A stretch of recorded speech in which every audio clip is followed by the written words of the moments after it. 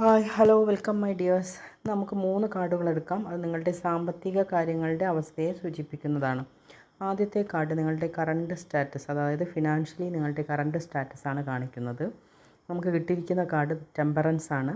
ഈ കാർഡ് സാമ്പത്തിക കാര്യങ്ങളിൽ സന്തുലിതാവസ്ഥ, വിവേകപൂർവമായ തീരുമാനങ്ങൾ എടുക്കുക എന്നിവയെ സൂചിപ്പിക്കുന്നു.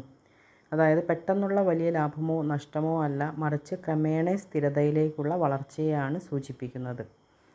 രണ്ടാമത്, നിങ്ങൾക്കുണ്ടാകുന്ന സാമ്പത്തിക നഷ്ടം ചിന്തിക്കുമ്പോൾ കിട്ടിയിരിക്കുന്ന കാർഡ് പേജ് ഓഫ് കപ്സ് ആണ്. ഈ കാർഡ് വലിയ സാമ്പത്തിക നഷ്ടത്തെ കാണിക്കുന്നതല്ല, പക്ഷേ വികാരത്തെ അടിസ്ഥാനമാക്കി സാമ്പത്തിക കാര്യങ്ങളിൽ തീരുമാനമെടുക്കുമ്പോൾ ശ്രദ്ധിക്കണമെന്ന് കാർഡ് പറയുന്നു.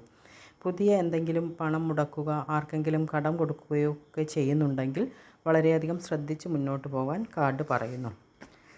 ഇനി യൂണിവേഴ്സിൻ്റെ ഗൈഡൻസ് ചിന്തിച്ചപ്പോൾ നമുക്ക് കിട്ടിയ കാർഡ് 10 ഓഫ് സോഡ്സ് ആണ്.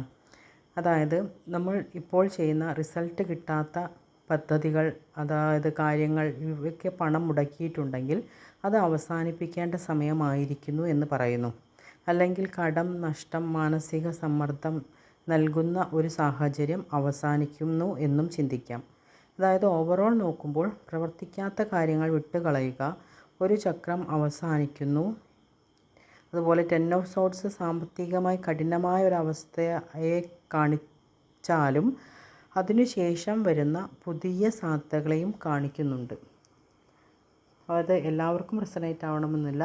റെസണേറ്റ് ആയവർ ലൈക്ക് ചെയ്യുക, ഷെയർ ചെയ്യുക, കമൻറ്റ് ചെയ്യുക. Okay, thank you.